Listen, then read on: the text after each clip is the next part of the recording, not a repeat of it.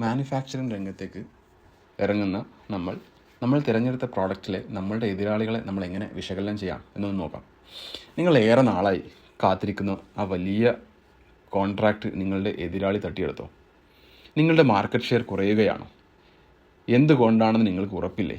ഇതിനർത്ഥം നിങ്ങളുടെ എതിരാളികൾ എപ്പോഴും ഒരു പടി മുന്നിലാണ്. എന്നാൽ അവരുടെ നീക്കങ്ങൾ മുൻകൂട്ടി അറിയാൻ ഒരു വഴിയുണ്ടെങ്കിലോ? ഓക്കെ, അപ്പോൾ അതെന്താണെന്നറിയാൻ, ആ വഴി എന്താണെന്നറിയാൻ വീഡിയോ മുഴുവൻ സ്കിപ്പ് ചെയ്യാതെ കാണുക. Welcome to my YouTube channel Bizstart Map, നിങ്ങളുടെ മാനുഫാക്ചറിങ് ബിസിനസ് രംഗത്തെ ഒരു ഉത്തമ വഴികാട്ടി.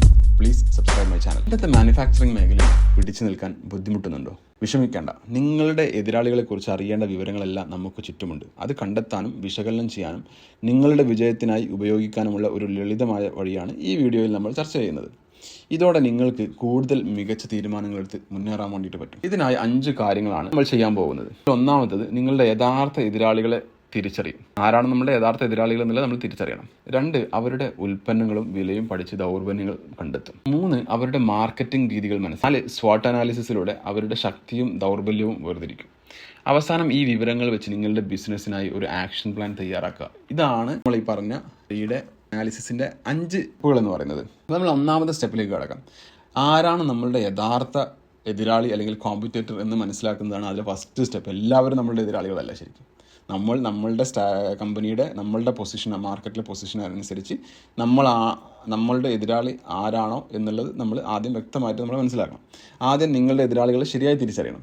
നിങ്ങളുടെ അതേ ഉൽപ്പന്നം വിൽക്കുന്നവർ ഡയറക്റ്റ് കോമ്പറ്റേറ്റേഴ്സ് മാത്രമല്ല, ഉപഭോക്താവിൻ്റെ അതേ ആവശ്യം മറ്റൊരു വഴിയിലൂടെ നിറവേറ്റുന്നവരും ഇൻഡയറക്റ്റ് കോമ്പറ്റേറ്റേഴ്സാണ്.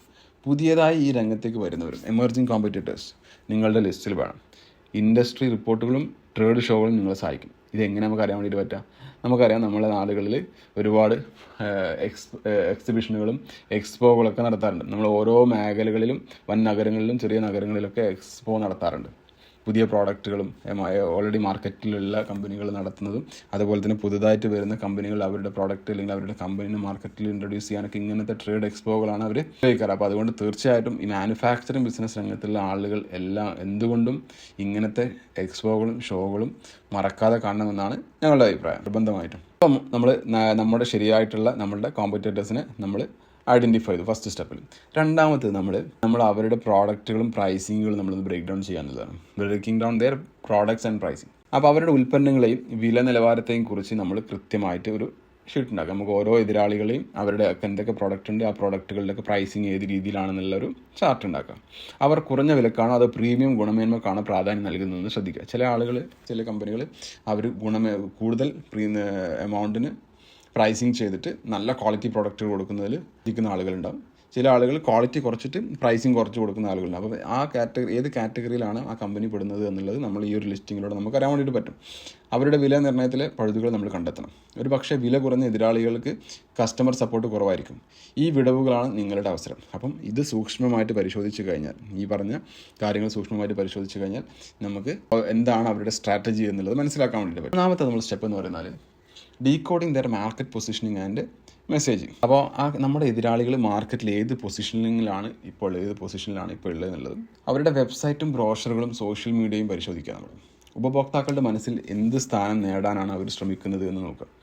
ഏറ്റവും വിശ്വസ്തം, ഏറ്റവും നൂതനം എന്നിങ്ങനെയുള്ള സന്ദേശങ്ങൾ ശ്രദ്ധിക്കുക. ഇതിലൂടെ ആരെയാണ് അവർ ലക്ഷ്യമിടുന്നതെന്നും അവരുടെ തന്ത്രം എന്താണെന്നും നമുക്ക് വ്യക്തമാക്കാൻ വേണ്ടിയിട്ട് പറ്റും. അവരുടെ എന്ത് മാർക്കറ്റിംഗ് സ്ട്രാറ്റജിയാണ്, അവരെന്ത് മെസ്സേജാണ് അവർ കസ്റ്റമേഴ്സിൻ്റെ അകത്തേക്ക് ഉള്ളിലേക്ക് എത്തിപ്പെടാൻ വേണ്ടിയിട്ട് അവർ ഉപയോഗിക്കുന്നത് എന്നുള്ളത് നമ്മൾക്ക് മനസ്സിലാക്കാൻ വേണ്ടി പറ്റും ഈ ഒരു സ്റ്റേജിലൂടെ. അപ്പോൾ ഇതുവരെയുള്ള കാര്യങ്ങൾ നിങ്ങൾക്ക് പ്രയോജനപ്പെട്ടെങ്കിൽ ഈ വീഡിയോ ലൈക്ക് ചെയ്യാൻ മറക്കരുത്. ഇത് ഞങ്ങൾക്ക് വലിയ പ്രോത്സാഹനമാണ്. 4ാമത്തെ സ്റ്റെപ്പ് എന്താ പറയുന്നത് വെച്ചാൽ സ്വാട്ട് analysis, mapping strength and weakness. ഈ സ്വാട്ട് അനാലിസിസ് അതായത് ഓരോ എതിരാളികളുടെയും ശക്തി, സ്ട്രെങ്ത്, ദൗർബല്യം, അവരുടെ വീക്ക്നെസ് എന്താണ്, അവരുടെ അവസരങ്ങൾ, ഓപ്പർച്യൂണിറ്റീസ് എന്താണെന്നുള്ളത്, അടുത്തത് അവരുടെ ഭീഷണികൾ, ത്രെറ്റ്സ് എന്താണ്, ഇത് നമ്മൾ കണ്ടെത്തണം. സ്വാട്ട് അനാലിസിസ് നമ്മൾ കണ്ടെത്തണം. അവരുടെ ശക്തിയെ നേരിട്ട് എതിർക്കരുത്, എന്നാൽ ഉപഭോക്താക്കളുടെ മോശം അഭിപ്രായങ്ങൾ പോലുള്ള ദൗർബല്യങ്ങൾ നിങ്ങളുടെ അവസരങ്ങളാണ്. അത് നമ്മളുടെ പ്രൊഡക്റ്റിൽ നമ്മൾ അതിനുള്ള സൊല്യൂഷൻ കണ്ട് നമ്മൾ മുമ്പോട്ട് പോവുകയാണെങ്കിൽ അവരുടെ വീക്ക്നെസ്സും അവരുടെ ത്രെറ്റ്, ഈ കാര്യങ്ങളെല്ലാം നമുക്ക് അവസരങ്ങളാക്കിയിട്ട് മാറ്റാൻ വേണ്ടിയിട്ട് പറ്റും. 5ാമത്തെ സ്റ്റെപ്പ് എന്താണെന്ന് പറഞ്ഞു കഴിഞ്ഞാൽ നമ്മൾ ടേണിംഗ് അനാലിസിസിൻ്റെ നമ്മളൊരു ആക്ഷൻ.